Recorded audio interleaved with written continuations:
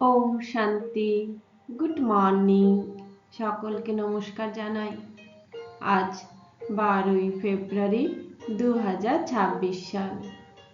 আজকে আমাদের প্রাত মুরলিতে আমাদের পিতা, আমাদের সদ্গতি দাতা, আমাদের উদ্ধারকর্তা, তিনি আমাদেরকে বলছেন এই অন্তিম যুগ, কলিযুগ চারদিকে বিষে ভরে গেছে।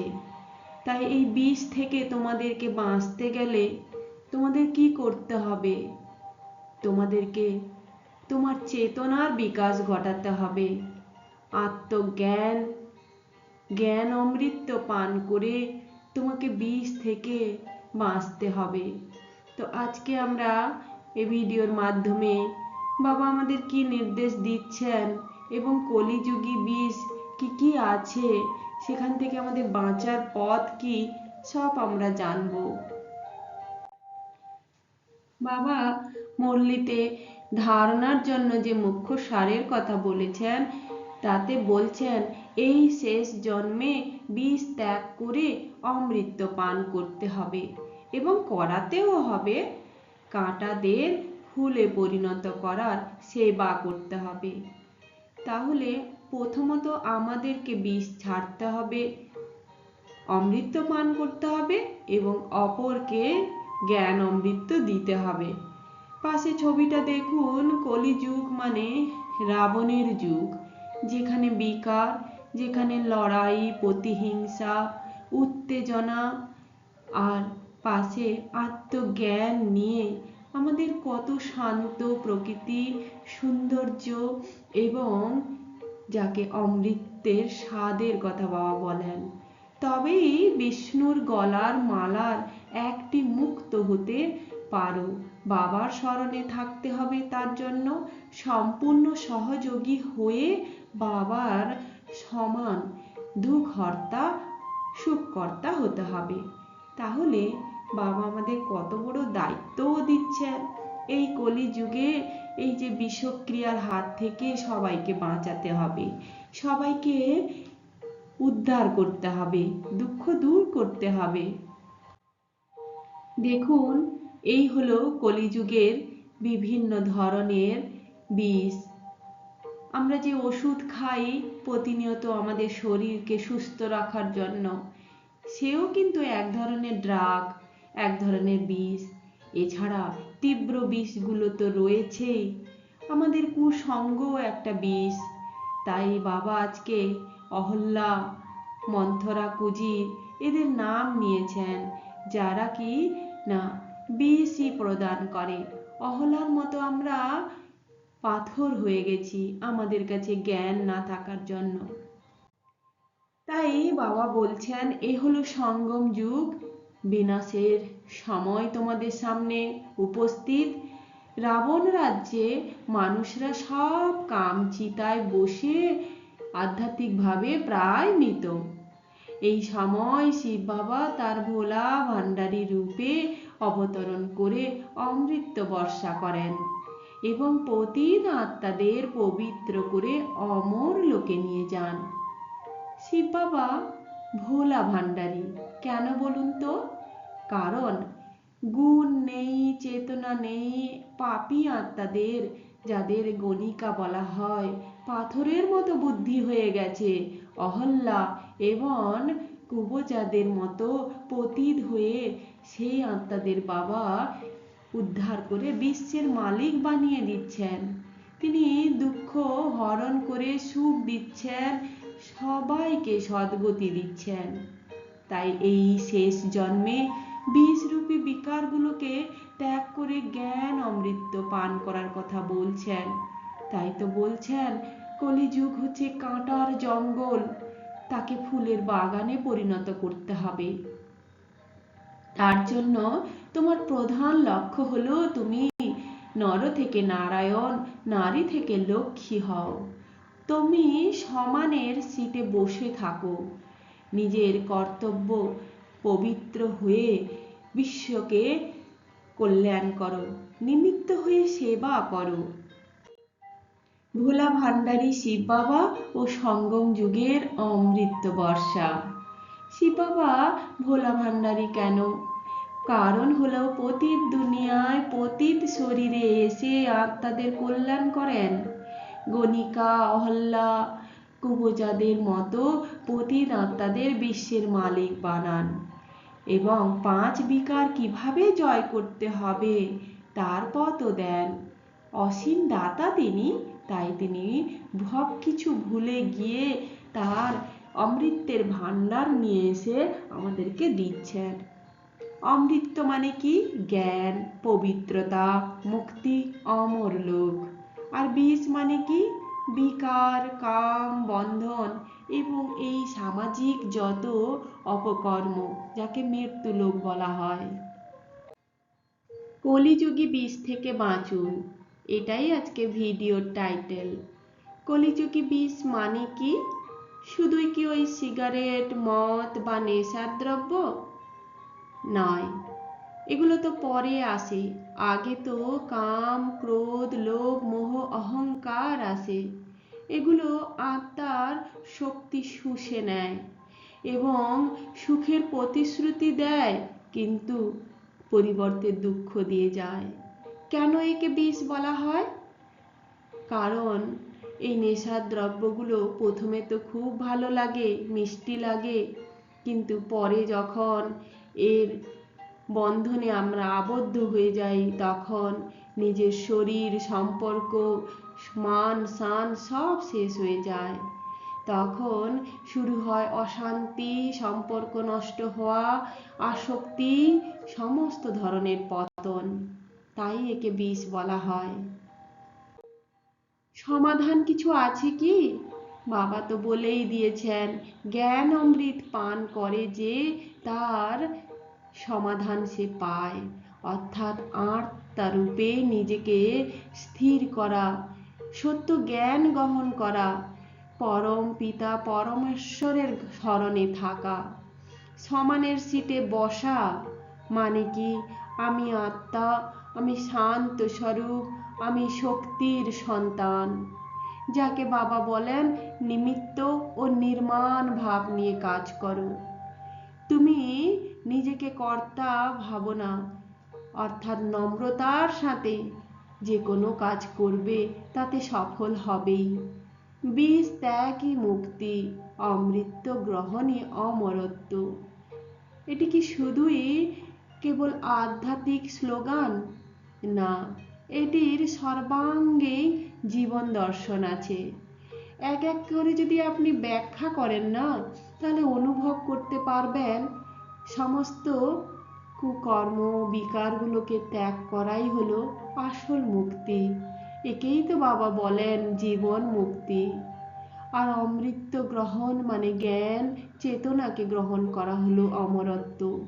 তাই দর্শনে বলে মানুষের দুঃখের মূল কারণ হলো আসক্তি ও অজ্ঞান। বিষ এখানে অজ্ঞান, বিকার, ইন্দ্রিয়ের আসক্তি।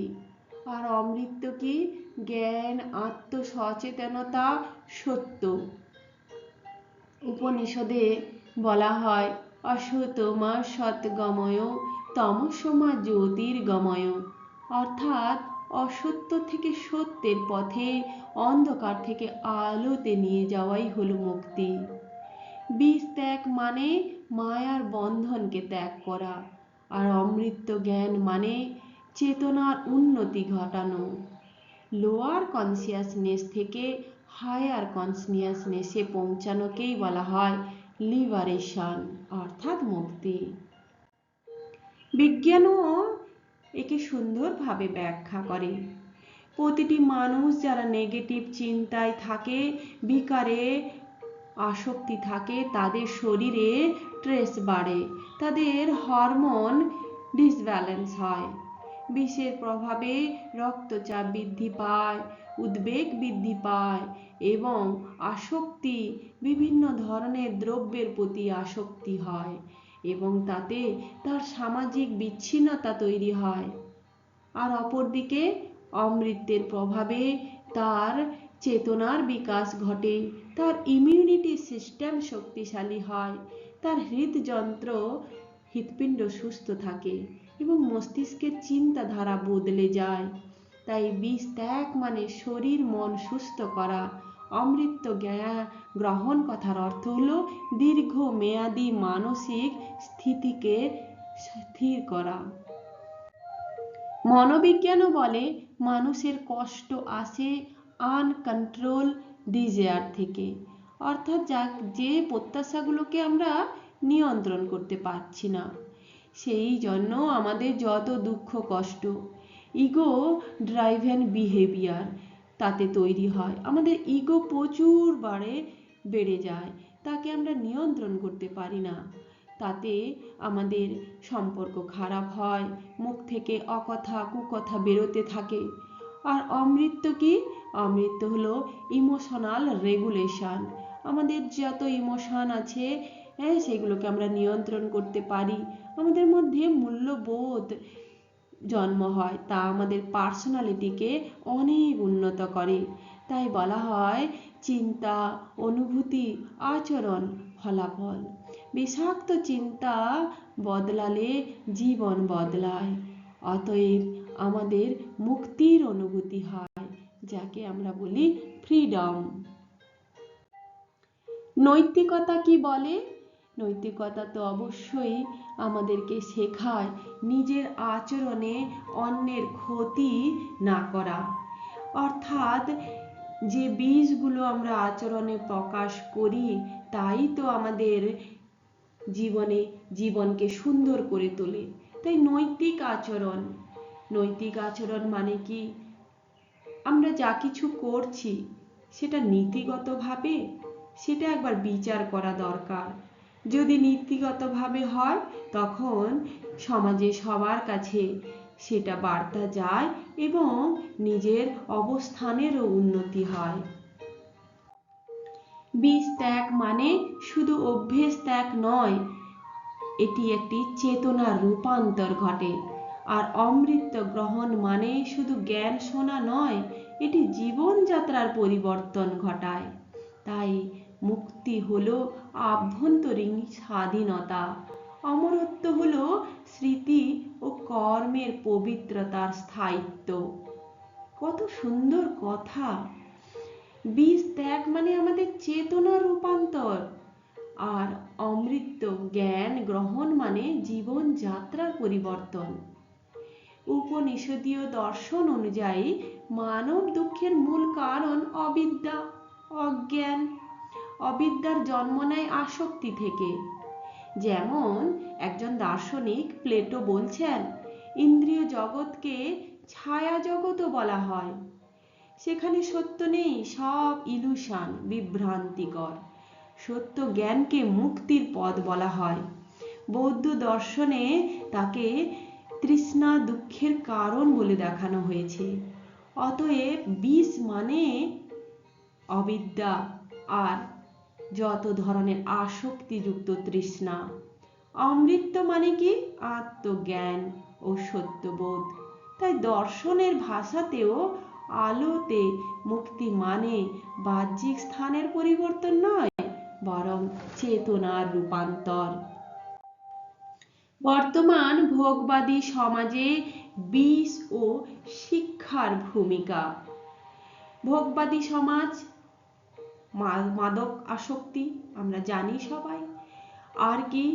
এছাড়া ভোগবাদী সমাজ মানে আমার পরিচয়, আমার বাসস্থান, আমার বাড়ি, যত স্তরবিন্যাস রয়েছে, প্রতিযোগিতামূলক হিংসা রয়েছে, ঈর্ষা রয়েছে। এতে কি হয়? নৈতিক অবক্ষয় শুরু হয়। এছাড়া বিভিন্ন ধরনের যে অপগুণ, যত অসামাজিক আচরণ, সবই কিন্তু ভোগবাদী সমাজের বিষ। আমাদের বর্তমান ভোগবাদী সমাজের সবচেয়ে বড় বিষ হলো ডিজিটাল আসক্তি, অর্থাৎ মোবাইল, টিভি। মোবাইল, টিভি আমাদের প্রত্যেকের ঘরে ঘরে, প্রত্যেকের কাছে আছে। এ কিন্তু খুব বড় একটা বিষ। কতটা সময় এই মোবাইল বা টিভি দেখা দরকার, কোন কোন জিনিস দেখা দরকার, সেটার জন্য আমাদেরকে জ্ঞান নিতে হবে। তাই বলা হয় ডিজিটাল লিটারেসির খুব দরকার।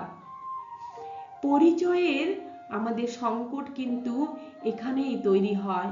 তাই যত আমরা ভোগবাদী সংস্কৃতিতে থাকব, ততই আমাদের আত্মসম্মান হীন হবে, তুলনামূলক হীনমন্যতা তৈরি হবে। বিষ ত্যাগ ও অমৃত গ্রহণ, একটু আগে আমরা কত কিভাবে আলোচনা করে এলাম। এই বহুমাত্রিক বিষ আমাদের মানসিক, সামাজিক, সাংস্কৃতিক, পরিবেশগত সবকে নষ্ট করে দিচ্ছে।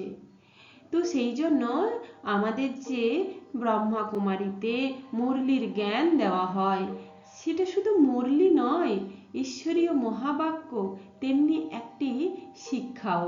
তার জন্য তো বিশ্ববিদ্যালয় নামকরণ হয়েছে।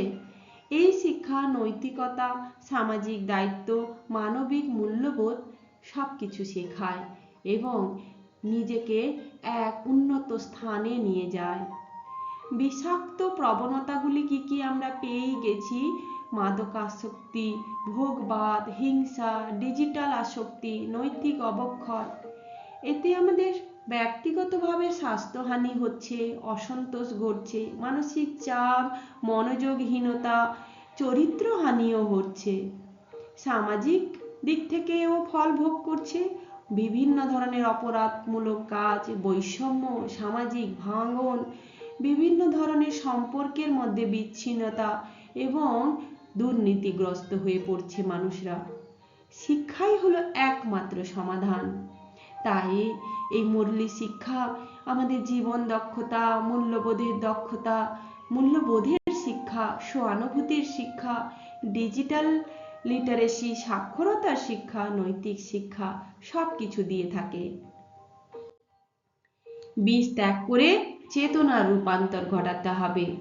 অমৃত বা অমরত্ব লাভ করার জন্য জীবনযাত্রার পরিবর্তন করতে হবে। মুক্তি, অন্তরের স্বাধীনতাকে জাগাতে হবে। অমরত্ব, পবিত্র কর্মে স্থায়িত্ব হবে। অতএব এটি কেবল ধর্মীয় উপদেশ নয়, এটি একটি সামগ্রিক মানব চেতনার রূপান্তরের তত্ত্ব। পাশে ছবিটা দেখুন, এভাবেই তখন আমরা স্বর্গরাজ্য প্রাপ্ত করব। তাই বাবা বলছেন, নিমিত্ত ও নির্মাণ ভাব হয়ে তোমাকে কাজ করতে হবে।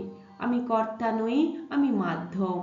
দর্শনেও এর ব্যাখ্যা দেওয়া হয়েছে, ঈশ্বরই সবকিছুর পরিকল্পনা করেন, আমি তারই অংশ। তাই আমি নিমিত্ত হয়ে ঈশ্বরের যে জ্ঞান আমি অপরকে দিচ্ছি, তাতে অহংকার দূর হয়, ফলের আসক্তিও থাকে না, কর্তব্যবোধ থেকে আমাদের চেতনার জাগরণ ঘটে। নির্মাণ ভাব হয়ে থাকলে আমাদের শুভ চেতনার বিকাশ ঘটে, আমাদের মনে অনেক সৃজনশীলতার শক্তির আবির্ভাব হয়। তাই দার্শনিক ভাবরা বা দার্শনিকগণ বলেন, নির্মাণ ভাব হলো ইতিবাচক সৃষ্টিশীল সৃষ্টি, এটি ধ্বংস নয়, রূপান্তরের বিশ্বাস। তাই ইতিবাচক দৃষ্টিভঙ্গি নিয়ে সমষ্টিগত উন্নয়নের জন্য, নৈতিক পুনর্গঠনের জন্য আমাদেরকে সেবা করতে হবে নিমিত্ত আর নির্মাণ ভাব নিয়ে। এভাবেই যদি আমরা আসক্তি থেকে মুক্ত থাকতে পারি, তবেই আমরা অমৃত পান করতে পারবো, অমরপুরীতে যেতে পারবো। ওম শান্তি।